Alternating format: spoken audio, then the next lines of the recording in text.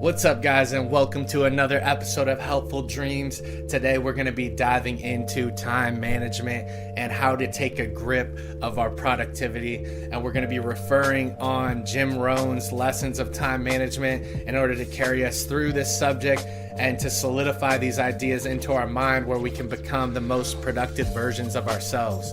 Time management is sometimes easier said than done, but the most difficult step, as with any major achievement, is to actually make the decision to start. We must start to take a grip of our time and not let it slide through the cracks, because killing time is a form of suicide, not murder. Remember that. When you're letting time slip through the cracks, you're doing the harm to yourself. It's important to audit your time first and look at where you're at and where you want to go, and realize maybe how much time you're spending on certain things, such as surfing social media or binge watching Netflix. It's okay to do those things, but we'd be surprised if we looked at how much we really spend doing activities that aren't carrying us towards our ultimate goals. The good thing is the information is out there that will lead us to creating our best lives. It's not the lack of information that's the problem, it's our lack of action on that information. And so we must hear these things and then also develop the practice of doing them. Philosophy number one for time management is to make your own plan, because if you don't make your own plan, you'll become part of someone else's. And Jim Rohn says, what do you think other people have in store for you?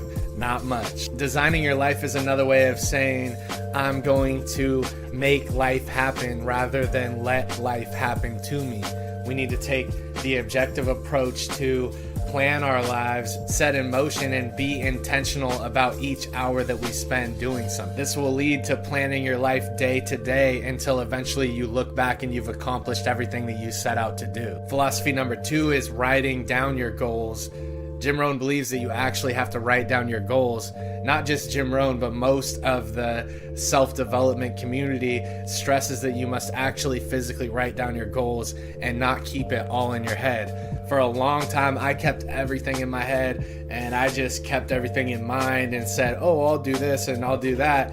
But it didn't really solidify until I started writing it down, and I was able to refer back to it. And I was able to break it down into smaller objectives when I put it out on paper. And so this step is super important, and it's most often overlooked. So take the time to sit down, focus, write it down. Philosophy number three from Jim Rohn is if you don't control your time will control you.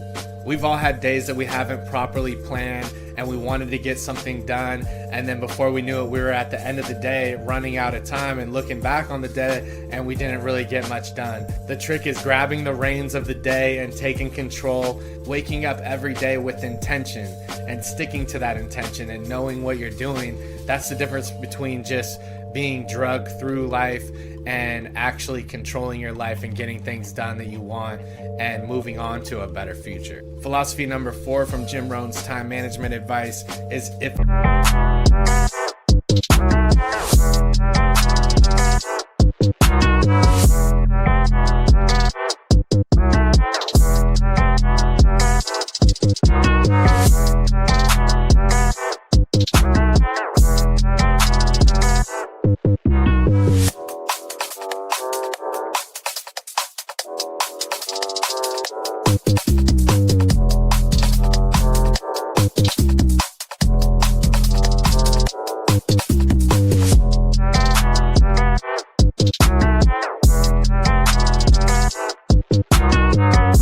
it's simple to do, it's also simple not to do. And so as well as mapping out those larger objectives that we have and those big dreams that we have in life, we need to take into account all the small mundane tasks and properly block out time where we can get those done one after another in between the larger objectives that we're trying to accomplish. If you group them all together, they're easier just to knock down. You have to think of the 2-minute rule. If it takes 2 minutes to do, then you should probably do it right when you think about it. If it takes 10 minutes to do, batch it with the other 10-minute activities. And if it takes longer than that, then you may have to block bigger blocks of time to tackle it all. But boxing all the simple tasks together will ensure that they'll get done And if you write them down, it allows you the ability to not let them slip through the cracks. And this is super important because things can get away from us easily if we do not handle these small tasks over a longer period of time. Jim Rohn's philosophy number 5 is desire loses its value without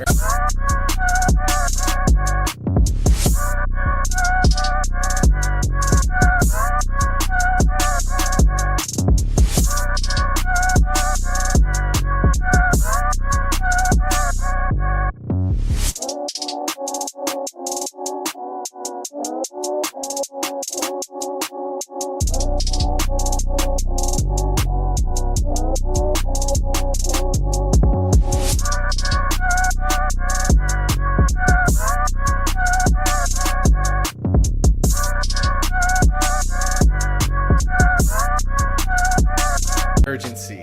So it's important to set commitments and set deadlines, or else things won't get done.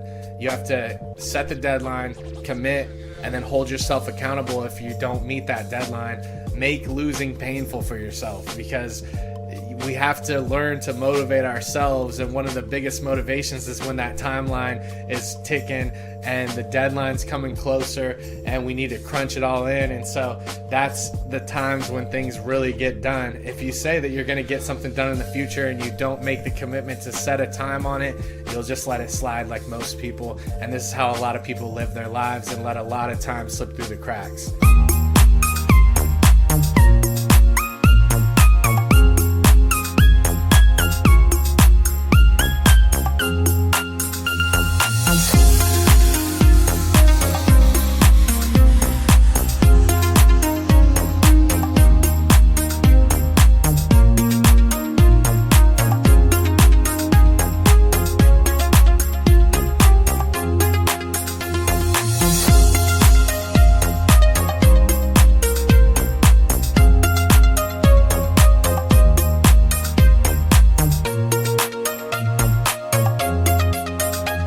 Jim Rohn's philosophy number 6 is to master the art of setting goals and look forward into the future rather than behind you.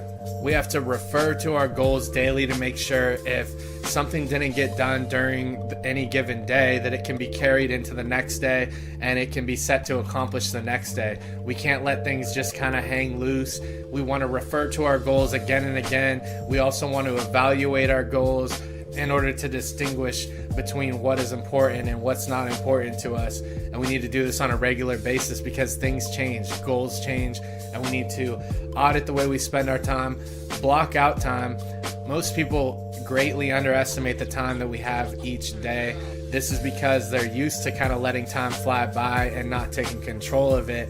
But we have to realize that every successful person of the past has the same amount of time as we do. If you're looking at the time that you spent in the past that you've let slip through the cracks, don't worry, because we have to remember that each day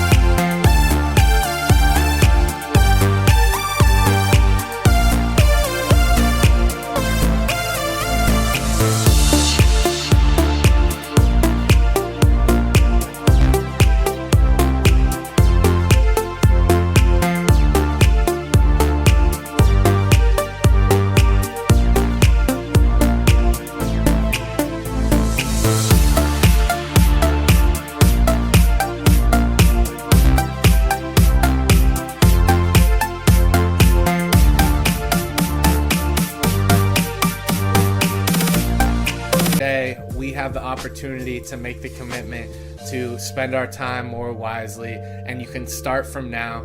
And I hope you guys have a relaxing weekend and you're able to reflect. But maybe this weekend on Sunday, sit down, begin to map out what your Monday is going to look like, and then the rest of the week.